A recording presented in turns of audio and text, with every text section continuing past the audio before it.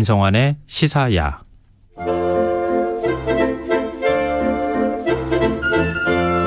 늦은 밤 우리가 주목해봐야 할 영화를 살펴보는 시간입니다.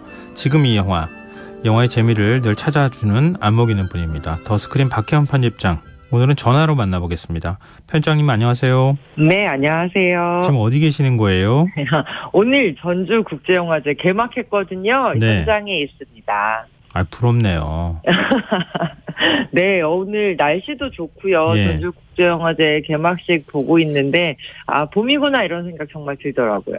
지금 영화제가 한동안 못 열리지 않았어요? 다 온라인으로 열리고. 예, 맞습니다. 사실 지난 4월 18일 정부가 이제 사회적 거리두기 전면 해제하면서 전주국제영화제도 이 완전한 축제 회복이라는 기치를 내걸고 정말 탄력을 받았거든요. 예. 오늘 28일 날 개막식을 저녁 7시에 전주에 있는 영화의 거리 전주돔에서 개최를 했는데요. 네.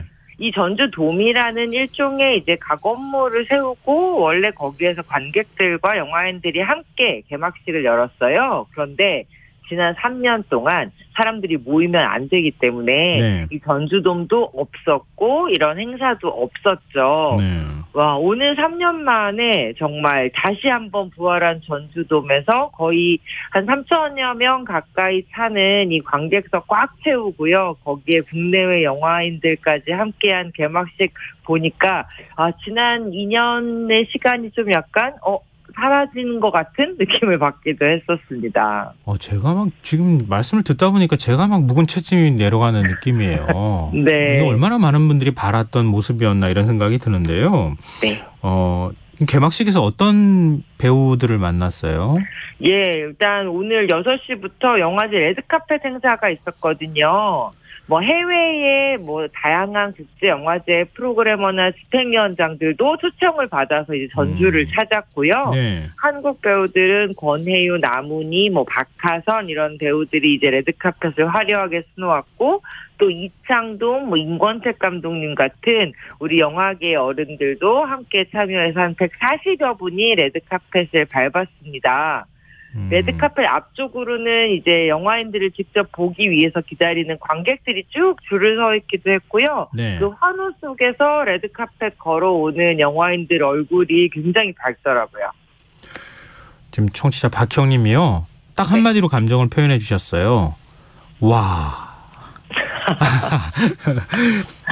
근데 정말 와. 예. 네. 이거 보통 우리나라 국제영화제 하면 부산국제영화제 먼저 떠올리시잖아요. 네.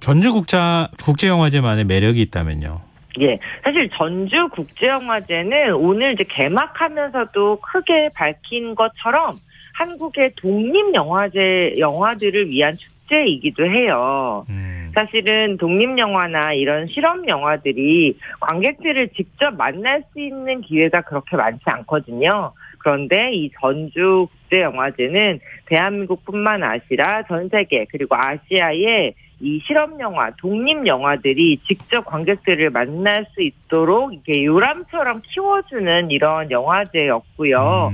그러다 보니 이제 오늘 이 전주국제영화제가 개막을 하면서 독립영화를 만드는 어떻게 보면 한국 영화계에 좀 뿌리가 되는 이런 감독님들과 젊은 감독들이 대거 영화계에 참여해서 굉장히 좀 설레는 마음들 보여주더라고요. 도전의식을 갖고 계시는 분들이 가시면 참 좋겠다는 생각이 드는데요. 네. 요즘 날이 좋아서 이 집안에 있기가 어렵다고 하시는 분들, 만약에 전주 간다 그러면 어떤 영화 만날 수 있을까요? 일단 전주국제영화제에 오신 분들께 추천할 만한 작품들 여러 개가 있는데 그 전에 팁을 하나 드리자면요. 네. 지금 말씀드린 것처럼 전주국제영화제는 이제 독립영화들, 실험영화들을 볼 수 있는 영화제거든요. 네. 단편 영화 같은 것들도 보실 수가 있어요. 그래서 약간 이름이나 감독의 이름이나 제목만 보면 조금 낯서실 수 있지만 전 시간이 맞는 영화 그냥 한번 쓱 보러 들어가셔도 완전히 새로운 경험을 하실 수 있다 이런 말씀 드리고 싶고요. 네. 사실 그 개막작 굉장히 중요하잖아요. 그렇죠. 우선 개막작인 애프터 양이라는 작품 먼저 말씀을 드리고 싶어요. 이 작품은 지금 현재 제가 몇 번 말씀드린 적 있을 텐데 그 사과TV 플러스의 오리지널 드라마죠. 파친코라는 작품이 있는데 이 작품을 연출한 한국의 감독 코고나다라는 감독님이 있습니다. 이 감독님의 영화 신작이에요. 그렇군요. 파친코 요즘에 보신 분들이 영화 생각보다 굉장히 잘 만들었다. 맞습니다. 드라마죠. 정확하게는. 예. 이런 얘기를 하더라고요. 네.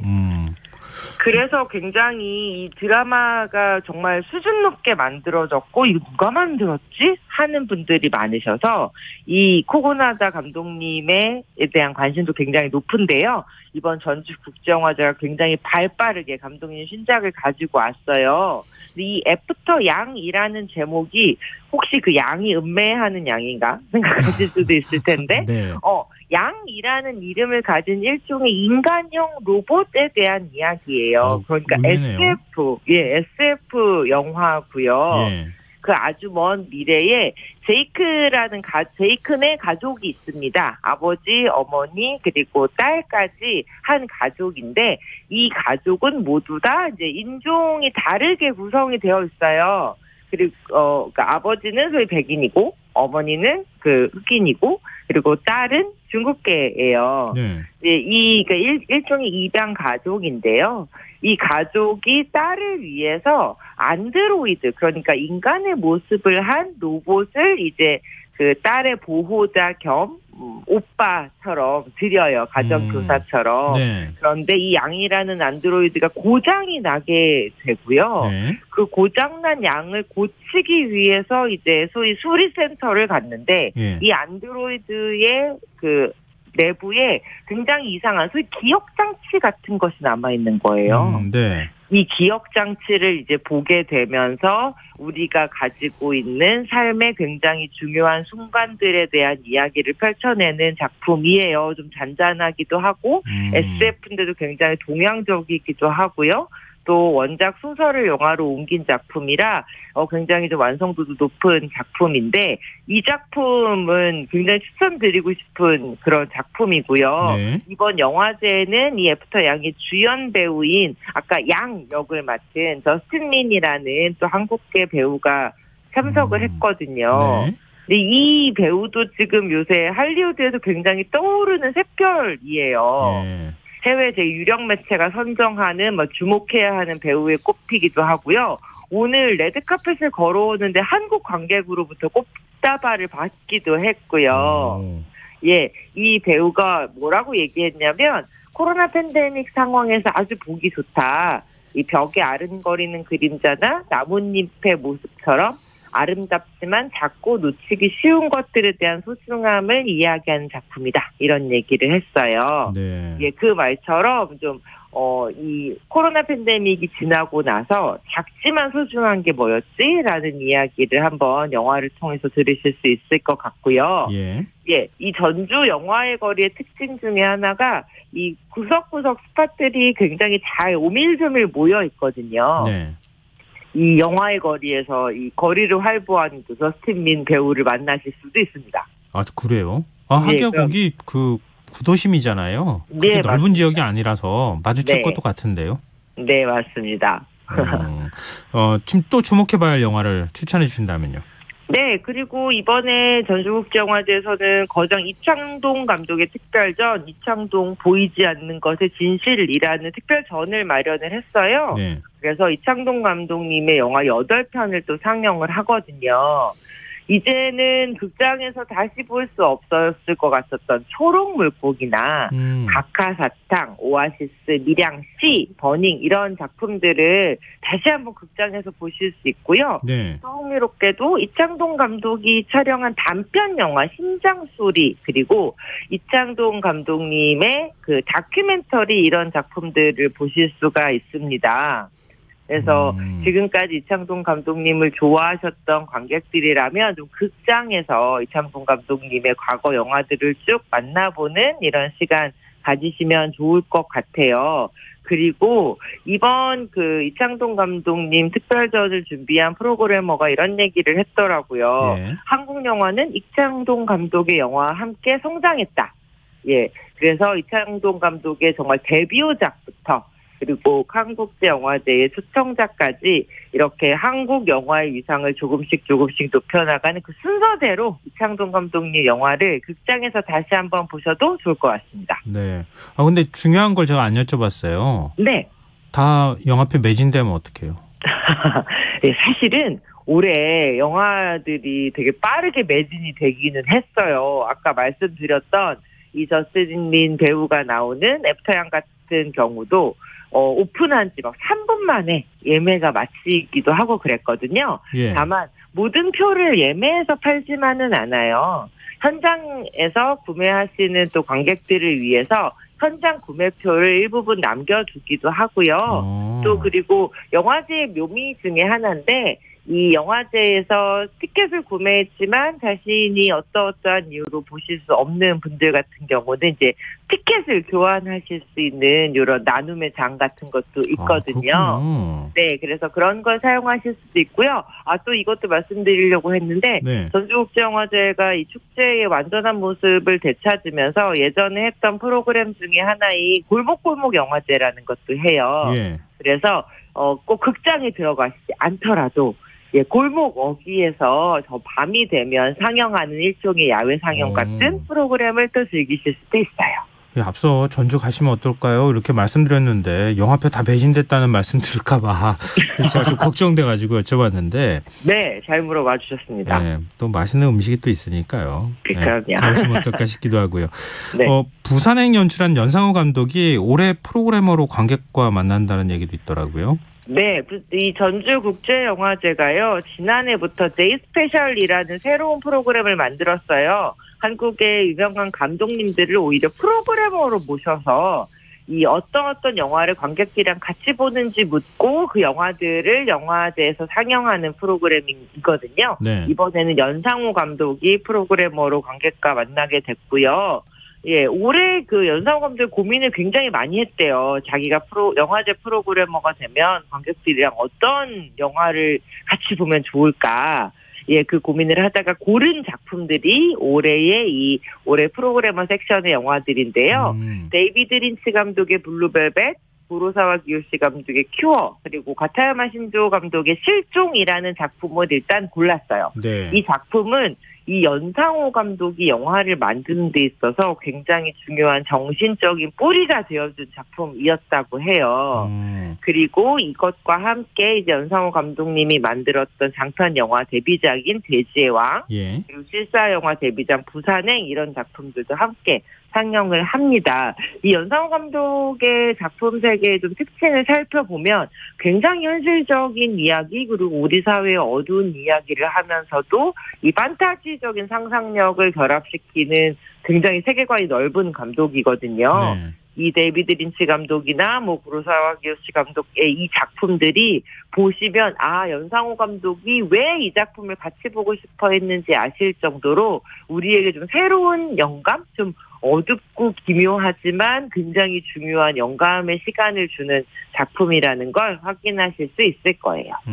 앞서 제가 도전 정신이 있는 분들은 가보시면 어떨까 이렇게 말씀드렸는데 다른 말로 얘기하면 실험 정신 있는 분들이 네. 좋아할 만한 영화제라고 생각이 되는데요. 그런 분들은 좋습니다. 특히 이제 독립 영화, 예술 영화 네. 좋아하잖아요. 네. 근데 이번에도 그런 그런 영화를 볼 기회가 많이 있습니까? 네. 이번에도 사실은 이 독립영화, 대한영화에 관심 가지시는 분들 보실 만한 작품이 무려 굉장히 200여 편이 넘는 작품들이 많습니다. 예. 올해 영화제에서는 무려 57개 국가에서 독립영화, 예술영화, 실험영화, 단편영화 포함해서 300여 편의 영화들이 이제 전주국제영화제에서 보실 수 있고요.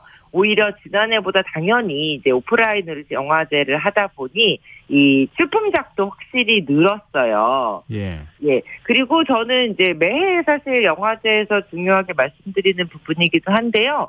한국도 그렇고 전 세계적으로 여성 감독님들의 작품들이 되게 주목을 받고 또 그 힘 있는 작품들이 호평을 받는 것 같아요. 올해 전주국제영화제에서는 신승원 감독이 이정은 배우, 기생충의 이정은 배우를 주인공으로 한 오마주라는 영화를 가지고 왔거든요. 네. 레드카펫에도 신승원 감독과도 함께 출연한 권혜요 배우가 이 레드카펫에서 서기도 했는데요. 이 오마주라는 작품은 한국의 첫 여성 감독의 필름을 복원하게 된 현대 여성 감독이 경험하게 되는 굉장히 판타지적인 경험을 이 영화로 옮긴 작품이에요. 네. 해외 영화제에서 뭐 벌써 10개가 넘는 해외 영화제에서 상 받고 초청받고 하면서 이제 굉장히 큰 인상을 주고 있었는데 이 작품도 전주국제영화제에서 최초로 한국 관객들이 만나실 수가 있어요. 예. 그리고 한국 여성 감독들이라는 이런 특별전도 열어서 더 다양한 한국 여성 감독들의 영화들도 만나보실 수 있습니다. 네, 기대가 되는데요. 근데 앞서 이제 개막작 말씀해 주셨는데 폐막작은 어떤 거예요? 네, 폐막작은 캐나다 출신의 에리크 그라벨 감독의 풀타임이라는 작품이고요. 이 노란 조끼 시위라는 건 우리 뉴스에서도 많이 보셨을 것 같은데 네. 이 노란 조끼 시위를 했던 프랑스를 배경으로 해서 호텔 비정규직 노동자로 일하면서 아이를 키우는 그 여성이 정규직 일자리를 얻기 위해서 분투하는 과정을 보여주는 영화예요. 굉장히 현실적이고 우리도 되게 공감대를 크게 느낄 수 있는 사회 문제를 다루고 있는 작품인데 네. 요새 뭐 사회적 이슈로 뭐 파업이나 이런 문제에 대해서 관심 많으시잖아요. 과연 해외에서는 실제로 이렇게 자신의 삶과 생계를 위해서 파업을 하고 하는 사람들이 어떠한 삶을 살아가는지에 대한 작품이라고 생각하시고 보시면 또 새로운 경험이 될 것 같습니다. 78회 베니스 국제영화제 오리종티 부분에서 네. 감독상과 여우주연상까지 받은 작품이니까 작품성은 기대하고 보셔도 좋을 것 같아요. 네, 저 청취자 9718님께서요. 세상에 얼마 만에 열리는 영화제인가요? 듣기만 해도 가슴이 벅차네요. 그래도 네. 조심해야겠죠? 이렇게 문자 주셨고요. 0012님께서 영화제가 부활했다는 말씀에 축하드리며 영화계 종사하시는 분들이 삶이 윤택해지기를 간절히 바랍니다. 또 이런 문자를 주시기도 하셨어요. 네. 엔데믹 시대 영화제 기준이 될 수도 있을 것 같은데 네. 만약에 이번 전주국제영화제 현장에 간다고 하면 네.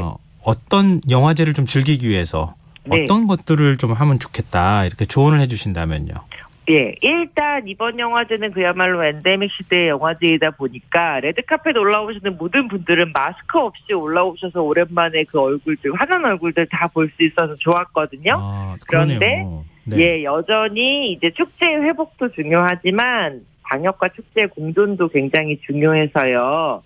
사회적 거리두기는 전면 해제가 됐지만 상영관 내에서 뭐 음료를 드신다거나 네. 이 음식을 드시는 거는 국제영화제에서는 아직은 좀 참아주십사 말씀을 드리고 있고요. 네. 상영관 내에서 마스크 착용하시고 손소독하고 있고 그리고 이 전주시에서도 혹시나 이제 발생할 수 있는 그런 위기에 대처하기 위해서 네. 뭐 전주시 보건소나 내과 전문의들 포함한 자체 방역단까지 꾸려놓은 상태예요. 네. 그래서 좀 더 안전하게 하자라고 이야기를 하고 있고요. 예. 그리고 또 안타깝게 전주를 못 오신다 그런 예. 분들을 위해서는 온라인으로도 이 전주국제영화제 한 100편 넘는 작품들을 보실 수 있도록 해서 그 온라인 플랫폼 온피프N이라는 사이트를 이용해 주셔도 좋을 것 같습니다. 네, 알겠습니다.